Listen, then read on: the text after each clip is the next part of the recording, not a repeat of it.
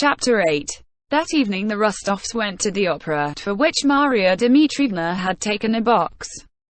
Natasha did not want to go, but could not refuse Marya Dmitrievna's kind offer, which was intended expressly for her.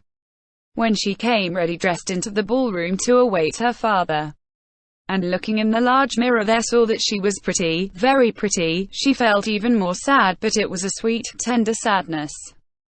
Oh God, if he were here now I would not behave as I did then, but differently. I would not be silly and afraid of things. I would simply embrace him, cling to him, and make him look at me with those searching, inquiring eyes with which he has so often looked at me, and then I would make him laugh as he used to laugh.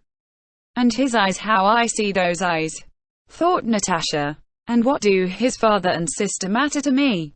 I love him alone, him, with that face and those eyes, with his smile, manly and yet childlike. ...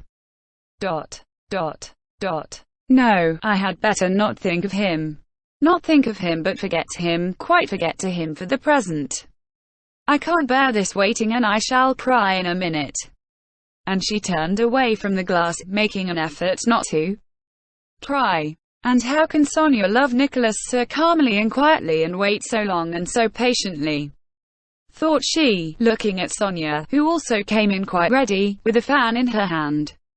No, she's altogether different. I can't. ... Natasha at that moment felt so softened and tender that it was not enough for her to love and know she was beloved. She wanted now, at once, to embrace the man she loved, to speak and hear from him words of love such as filled her heart. While she sat in the carriage beside her father, pensively watching the lights of the street lamps flickering on the frozen window, she felt still sadder and more in love, and forgot where she was going and with whom. Having fallen into the line of carriages, the Rostovs' carriage drove up to the theatre, its wheels squeaking over the snow. Natasha and Sonia, holding up their dresses, jumped out quickly. The Count got out helped by the footman, and, passing among men and women who were entering and the program sellers, they all three went along the corridor to the first row of boxes.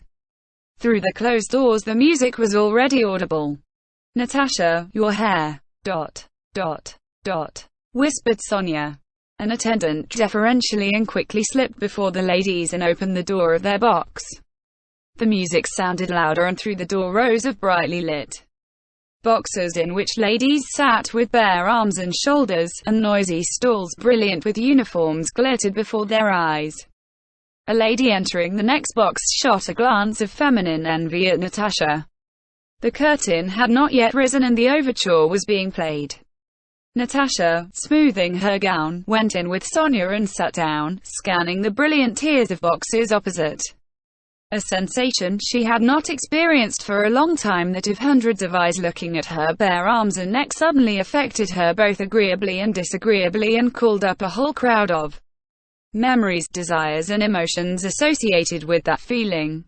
The two remarkably pretty girls, Natasha and Sonia, with Count Rostov, who had not been seen in Moscow for a long time, attracted general attention. Moreover, everybody knew vaguely of Natasha's engagement to Prince Andrew, and knew that the Rostovs had lived in the country ever since, and all looked with curiosity at a fiancé who was making one of the best matches in Russia. Natasha's looks, as everyone told her, had improved in the country, and that evening, thanks to her agitation, she was particularly pretty. She struck those who saw her by her fullness of life and beauty, combined with her indifference to everything about her. Her black eyes looked at the crowd without seeking anyone, and her delicate arm, bare to above the elbow, lay on the velvet edge of the box while, evidently unconsciously, she opened and closed her hand in time to the music, crumpling her program. "Look, there's Alenina," said Sonia, with her mother, "isn't it? ... Dear me, Michael Kirillovich has grown still stouter," remarked the Count.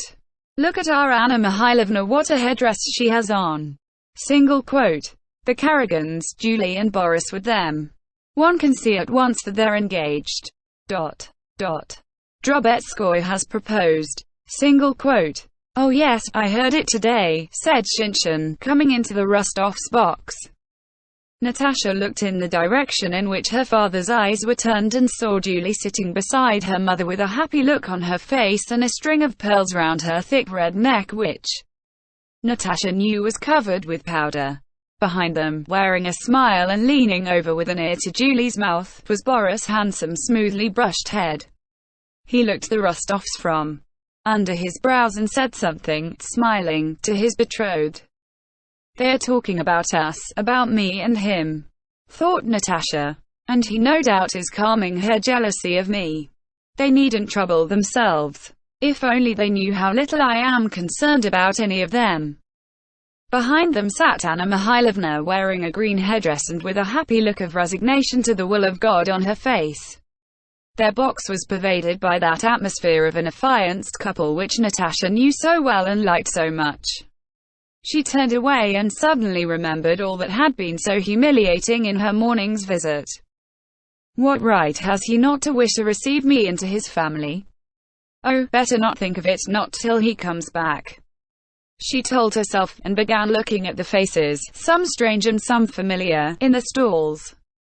In the front, in the very center, leaning back against the orchestra rail, stood Dolokhov in a Persian dress, his curly hair brushed up into a huge shock. He stood in full view of the audience, well aware that he was attracting everyone's attention, yet as much at ease as though he were in his own room. Around him thronged Moscow's most brilliant young men, whom he evidently dominated. The Count, laughing, nudged the blushing Sonia and pointed to her former adorer. "Do you recognize him?" said he. "And where has he sprung from?" he asked, turning to Shinshin. "Didn't he vanish somewhere?" "He did," replied Shinshin. "He was in the Caucasus and ran away from there. They say he has been acting as minister to some ruling prince in Persia, where he killed the Shah's brother. Now all the Moscow ladies are mad about him. It's Dolokhov the Persian that does it. We never hear a word but Dolokhov is mentioned. They swear by him, they offer him to you as they would a dish of choice sterlet. Dolokhov and Anatoly Kurigan have turned all our ladies' heads. A tall, beautiful woman with a mass of plaited hair and much exposed plump white shoulders and neck, round which she wore a double string of large pearls, entered the adjoining box rustling her heavy silk dress and took a long time settling into her place. Natasha involuntarily gazed at that neck, those shoulders, and pearls and coiffure, and admired the beauty of the shoulders and the pearls.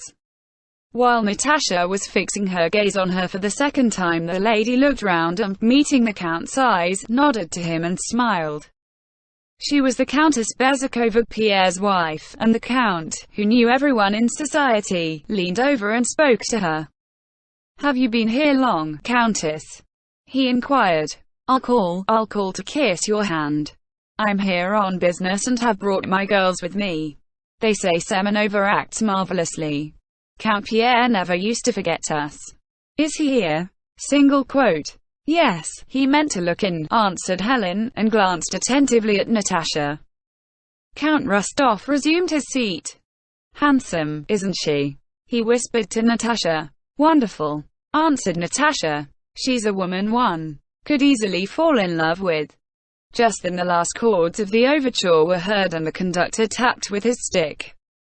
Some latecomers took their seats in the stalls, and the curtain rose. As soon as it rose, everyone in the boxes and stalls became silent. And all the men, old and young, in uniform and evening dress, and all the women with gems on their bare flesh turned their whole attention with eager curiosity to the stage.